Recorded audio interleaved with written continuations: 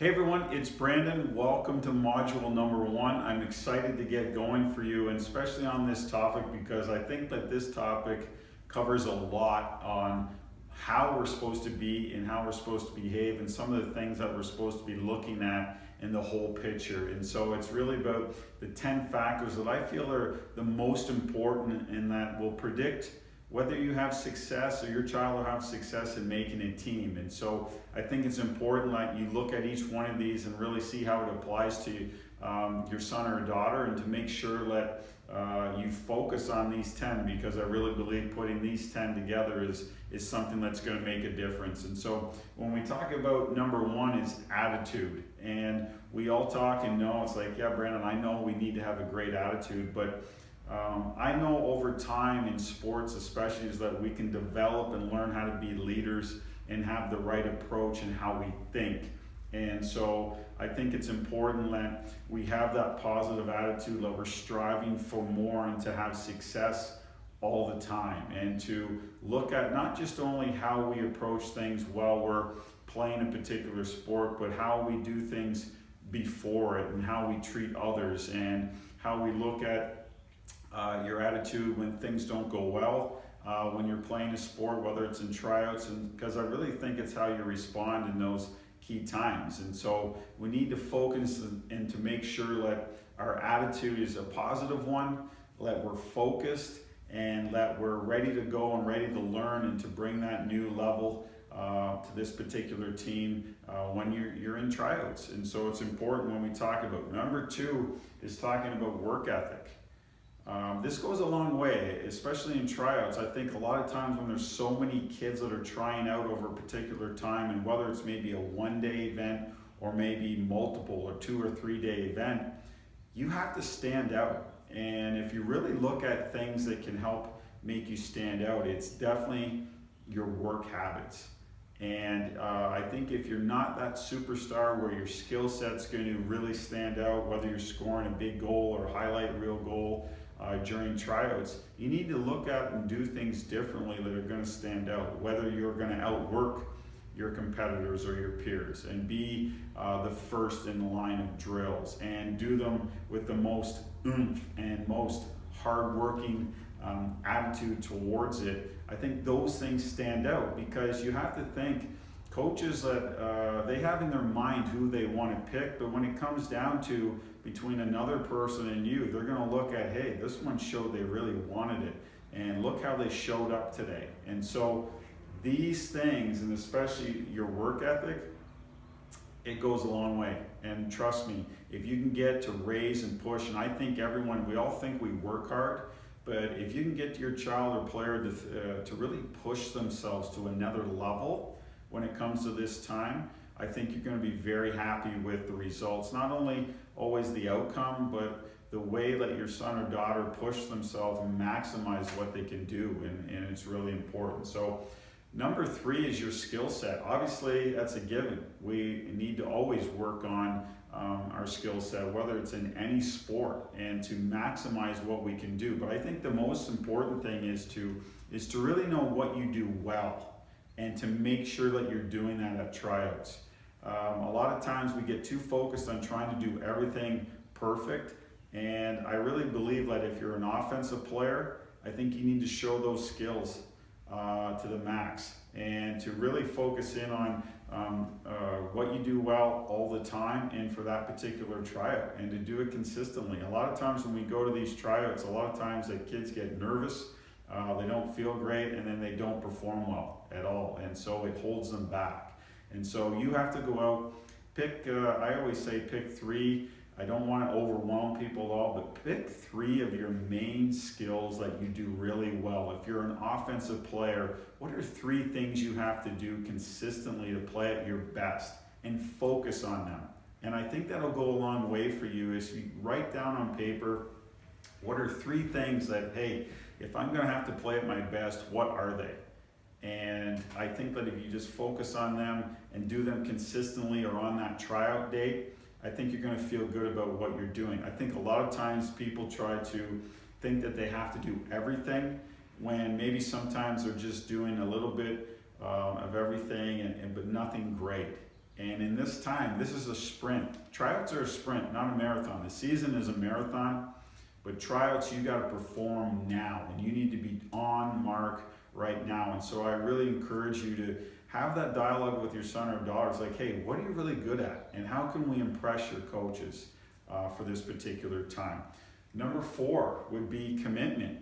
What's your approach and your commitment leading up to tryouts? I think a lot of times parents leave this up to, you know what, we played on the team last year, we'll be fine and okay. Or if you're not on the team, how do you approach this so you're going to set yourself up for success and get in with a new peer group, a new level, a new team? Because it takes time to get adjusted to new levels. And I think a lot of times when, especially if a child has been used to playing at a lower level and now they want to try to play on a higher team or a higher level, they're not used to the pace. Everything moves quicker. They think quicker, they move quicker, they work a little harder, generally physically a lot bigger or stronger. And so allow yourself to get time to get acclimated prior to tryouts. And so being committed to the process, whether a coach sends out an email for pre-workouts, you have to do what you can right now to impress, and you need to do everything that's expected leading up to it and show that you really want to make that team, and you're committed to the process and committed to working towards what the philosophy is of that particular coach, and let them get to know you. So it's very important that you show that commitment and that you will be moving forward. Number 5, purpose. I think a lot of times it's like kids just go out to tryouts, or families, they go to tryouts, they show up and are like, hum-de-do, hum-de-da. That is not going to get it done. And it really drives me nuts when I watch tryouts because there's so many people have high expectations, especially as parents, and they get really disappointed when they don't get the result that they want or they think they should get. When if you really look back and think about, what did my son or daughter really do that was impactful right now? And so I think it gets back to is that everything we need to do is with purpose. When we show up to that field or arena, that we have our thinking hat on, we're doing everything with purpose. When we go out to perform for that hour or 2 hours, that we're focused, and everything we do is with purpose. We do it at the highest speed, we do it with the most authority that we can, and we really get after it. And I think that's really important, that a lot of times we just go out and leave it up to someone else and hope that good things are going to happen. It doesn't work that way. And people need to understand that we need to have purpose behind everything we do. It's more like a purpose-driven attitude. When we talk about attitude before, that if you want to reach higher levels and want to reach success in sports, is that you need to have purpose behind everything you do, so you set yourself up to give yourself the best chance. Number 6, past season. I think that this is a learning curve, and you might say, Brandon, well, I don't really care about last season right now. And I think it's important moving forward is that you really understand is that every month of this season affects the future for you. And so that you really have to understand is that we need to stay focused and learn that to be careful when we're navigating through these circumstances, because the past season effects, because let's face it, these coaches, the youth coaches, even at the professional level, they don't forget easily. And so that your first impression or the way you behave, especially throughout the course of the season, especially the last 3 months, I think, most coaches are looking, and they only remember probably for the most part the last few months of the season, and that parlays and goes into the new tryout phase for you. Whether it's a new coach or not, generally that coach, if they're curious about your son or daughter, they're going to pick the phone up and call the previous coach and say, hey, how is this kid? Are they a good kid? Do they work hard? Are they committed? And what's their attitude like? So I think it's important that moving forward, we pay attention and stay committed and make sure that we go full out and right through the end of the season. So we just keep on riding into tryout phase and things go well for you. Number 7, parents' behavior. Now, I know that you don't play as a parent, but your influence has a huge impact on coaches' decisions. A lot of coaches get caught up in the way their interactions or how their relationships are with parents. Some are more friendly with parents, some withdraw and just focus on just working with the kids and playing. So you need to find that fine line where you're there. I think that you're committed to helping your child and give them all the resources they can, but the biggest thing is not to get in the way.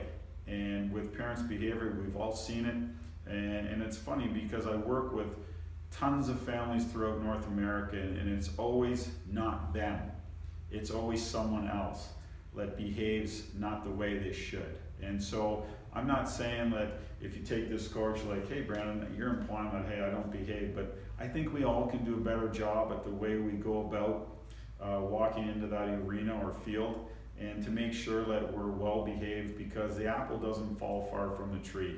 And I'm telling you right now, as the coaches at the youth level, obviously at the pro level or NCAA, they don't have to deal with parents as much, but at the youth level, they do, and they watch your behavior and they know. And a lot of people, they want good people that are involved in their program, their organization, and what they're working towards, because it's a long year. And one parent can ruin things for a lot of people. And so I think you want to be careful of who you surround yourself with all the time, whether it's at tryouts or leading up to tryouts, and getting caught up in the gossip of things and rumors. Eliminate yourself from that. Stay focused. Bring your son or daughter to their tryout or to their workouts, and let them do their job, and put a smile on your face, and have fun and relax, and just watch your child perform, and to make sure they're doing what they should be. And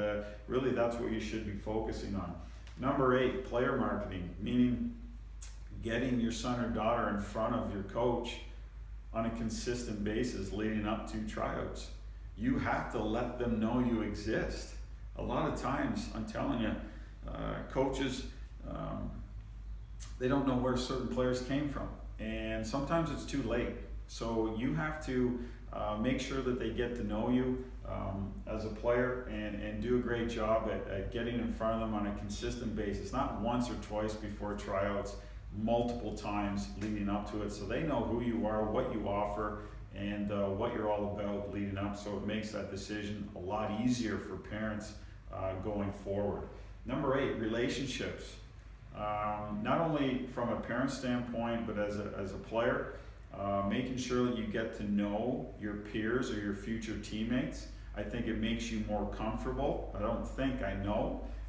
Which allows you to perform at your highest level. And it's important that parents, you ingrain or interact your kids with future or potential players that they're going to play with, so they become more at ease with what they're doing. And so you develop that relationship not only from a player to their peers, but also with players with coaches. Let them get to know you, and to see how you are as a person and human being. Is he a funny kid? Is he a happy kid? Things like that goes a long way. And number 10, do you bring the joy? Do you bring that energy all the time? Little things like this at tryouts goes a long way. We get back to work ethic and how you work. Those things are noticeable. It's a feeling when someone walks through that dressing room or wherever it is, everyone knows, like, hey, this person brings something. I don't know what it is. It's joy, it's enthusiasm, it's passion. And so if we can get and remind our kids that, hey, get out there, bring the joy, go full effort, go with some passion, some energy, and be happy, and really move forward and pursue things, you're going to feel good about your chances of not only maybe making a certain team, but if they're not ready right now, but they're on their way. And if they learn this little by little, these 10 things, it's definitely going to make an impact on your son or daughter's chances of making the team.